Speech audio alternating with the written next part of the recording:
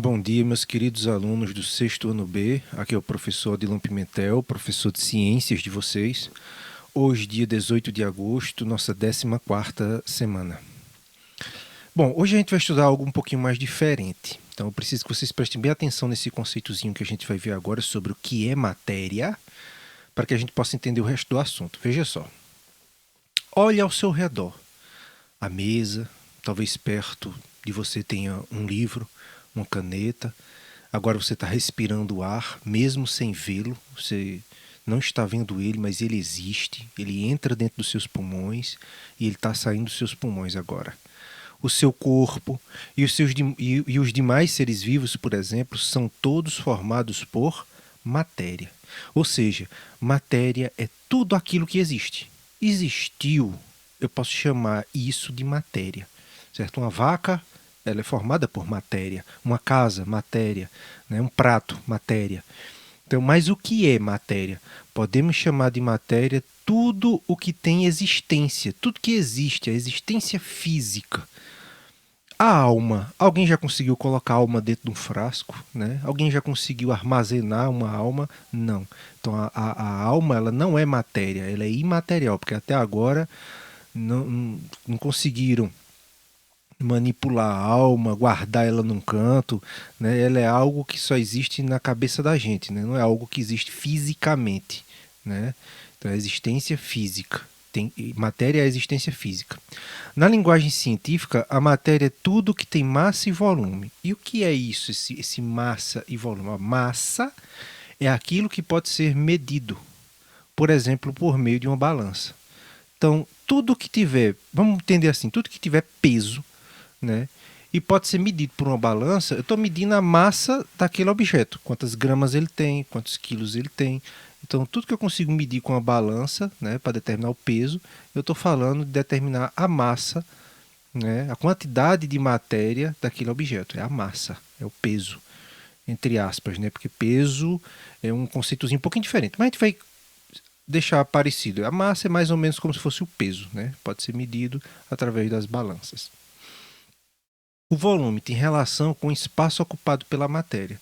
Então, por exemplo, vou colocar um exemplo aqui que vai ajudar vocês a entender um pouquinho sobre volume. Vejam só, eu posso comprar qualquer uma dessas caixas de água. Essas menores são de 250 litros, 500 litros, 1000 litros, está aumentando o volume. O volume é o tamanho, o espaço ocupado. Então, quanto maior, mais volume, né? Chegando a ocupar até aqui nesse caso uns 20 mil litros de água. Olha só o volume ocupado por essa caixa. Então, volume, claro que no caso aqui da água, se eu aumento o volume, também está aumentando a massa, né? Porque uma caixinha com volume de 20 mil litros vai pesar mais do que uma caixinha com volume para 500 litros, né? Então, e o volume geralmente ele é medido assim, litro, centímetro cúbico, metro cúbico, né? Na natureza, a matéria pode ser encontrada em diferentes estados físicos. A gente já estudou sobre isso. Na imagem a seguir, por exemplo, a água da cachoeira está no estado líquido, tanto é que ela está escorrendo aqui, né? Na imagem a seguir, né, a gente viu que a água se encontra no estado líquido, as rochas já se encontram no estado sólido. Né? Estão sólido. E o ar está no estado gasoso. Está a água aqui caindo nessa lagoa, está tudo líquido. A rocha sólida. E o ar que deve estar aqui é gasoso. Então sabemos que a água é um exemplo de matéria, porque ela existe, né? Pois ela tem massa e volume. Mas podemos ir além. A água é uma substância, assim como o ouro é uma substância, assim como a fumaça é uma substância, né? Então a substância pode ser definida como uma porção de matéria que apresenta propriedades específicas. O que quer dizer isso, professor? Propriedades específicas quer dizer que tem características que só ela tem, né? Propriedades específicas dela, só ela tem. Então, entre essas propriedades estão temperatura de fusão. O que é temperatura de fusão? É quando a água no estado sólido começa a derreter, começa a passar do estado sólido para o líquido. O que é a temperatura de ebulição? Quando a água começa a ferver. Então, a temperatura de ebulição. A quantos graus? Geralmente 100 graus.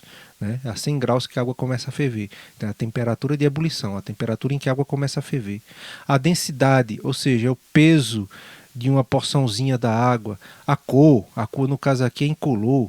O odor é sem cheiro, né? Inodora, né? Entre outras características que a gente não vai estudar, não.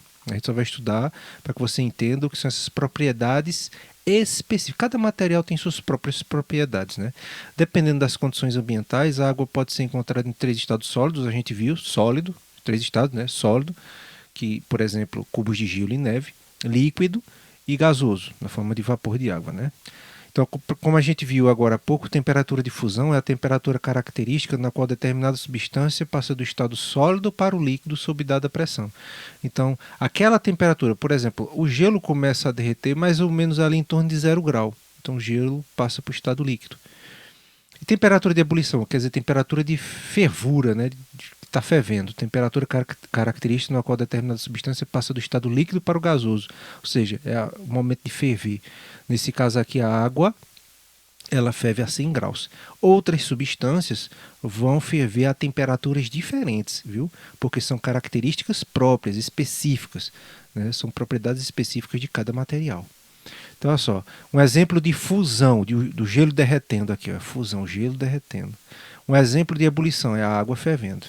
Então, qualquer material, não só água, qualquer material que atinge esse ponto de fervura, que fique fervendo, eu vou chamar esse ponto aqui de ponto de ebulição ou temperatura de ebulição. Do mesmo jeito aqui, qualquer substância sólida que esteja derretendo, vou chamar de aquele ponto ali de ponto de fusão ou temperatura de fusão.